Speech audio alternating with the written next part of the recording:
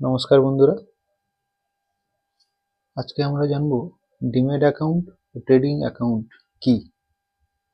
তো অনেকের মনেই প্রশ্ন থাকে যে ডিম্যাট অ্যাকাউন্ট আর ট্রেডিং অ্যাকাউন্ট সম্বন্ধে পার্থক্যটা কোথায়।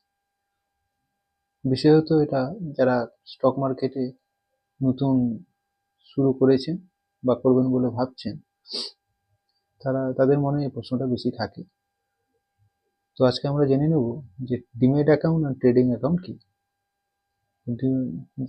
ডিম্যাট অ্যাকাউন্ট বলার আগে একটা ছোট কথা হচ্ছে, যেমন আগে আমাদের যখন ডিজিটাল ব্যাংকিং সিস্টেম ছিল না, তখন দেখা তো বেশিরভাগ লোক ক্যাশে টাকা রাখতো, এবং সেই সময় কি হতো, টাকা ক্যাশে রাখার ফলে টাকা অনেক সময় নষ্ট হয়ে যেত,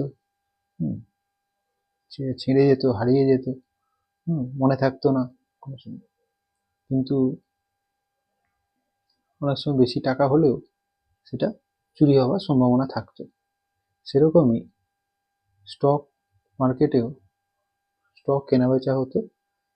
একটা পেপার স্টক কিনলে একটা সার্টিফিকেট, তার একটা কাগজের সার্টিফিকেট দেওয়া হতো। তো সেই কাগজের সার্টিফিকেটও অনেক সময় ছিঁড়ে যেত, নষ্ট হয়ে যেত, বা তাকে পরে ডুপ্লিকেট সার্টিফিকেটও বানানো হতো। এর ফলে সরকার 1996 সালে কাগজের সার্টিফিকেটের পরিবর্তে ডিজিটাল ফর্মে পরিবর্তন করা হয়।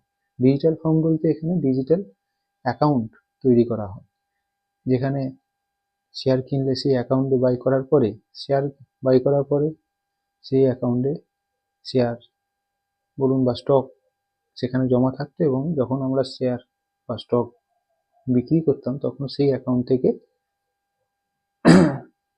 শেয়ার সেল হতো। তো ডিজিটাল অ্যাকাউন্ট বলতে এখানে বোঝা যাচ্ছে ডিম্যাট অ্যাকাউন্ট। ডিম্যাট অ্যাকাউন্টের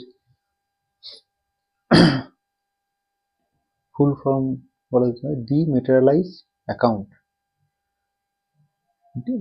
ডিম্যাটেরিয়ালাইজ বলতে এটা যে কোনো মেটেরিয়ালিস্টিক জিনিস যখন ডিজিটাল ফর্মে পরিবর্তন করা হয় তখন তাকে বলা হয় ডিম্যাটেরিয়ালাইজ। তো 1996 সালে এটা শুরু হয়, কিন্তু ভারতবর্ষে সরকারি দুটি কোম্পানির মাধ্যমে এই ডিম্যাট অ্যাকাউন্ট খোলা যায়। এটার এক নম্বর হচ্ছে সিডিএসএল, যার ফুল ফর্ম হচ্ছে সেন্ট্রাল ডিপোজিটরি সার্ভিস লিমিটেড, আর এটা হচ্ছে NSDL, national security depository limited. এই দুটোই সরকারি কোম্পানির মাধ্যমে ডিম্যাট অ্যাকাউন্ট খোলা হয়। তো ডিম্যাট অ্যাকাউন্ট খুলতে গেলে সরাসরি আমরা ডিম্যাট অ্যাকাউন্ট খুলতে পারি না, কোনো না কোনো ব্রোকারের মাধ্যমে খোলা হয়। এটা দেখা যেত গ্রো বা আপস্টক। বেশিরভাগ এই যে অ্যাপ্লিকেশনগুলো আছে গ্রো বা আপস্টকের মতো, তারা কিন্তু কোনো না কোনো ডিপোজিটারি কোম্পানির সাথে, এই দুটো ডিপোজিটারি কোম্পানির মধ্যে যে কোনো একটাতেই খোলা থাকে, হয় সিডিএসএল নয় এনএসডিএল। যেরকম গ্রো, আপস্টক এরা হচ্ছে সিডিএসএল এর কোম্পানির সঙ্গে যুক্ত থাকে। এদের স্টক কেনা বেচা হলে, এদের মাধ্যমে এই অ্যাপের মাধ্যমে স্টক কেনা বেচা হলে সেই সিডিএসএল এ গিয়ে জমা থাকে। তো আর ট্রেডিং অ্যাকাউন্ট হচ্ছে, মানে এখানে ডিম্যাট অ্যাকাউন্টে শুধু শেয়ার জমা থাকে এবং সেল করার সময় এই শেয়ারগুলো অ্যাকাউন্ট থেকে বেরিয়ে সেল হয়।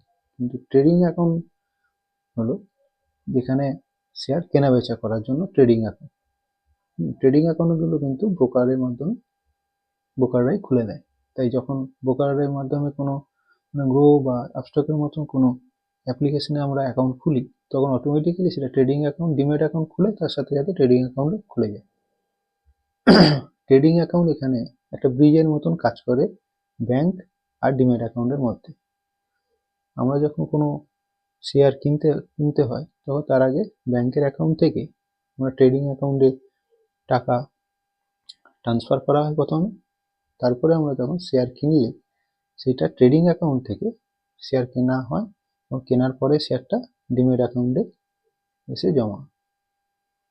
তো বন্ধুরা, আজকে আমরা জানলাম যে ট্রেডিং অ্যাকাউন্ট এবং ডিমেট অ্যাকাউন্টের মধ্যে পার্থক্যটা, বা ট্রেডিং অ্যাকাউন্ট বা ডিমেট অ্যাকাউন্ট কি।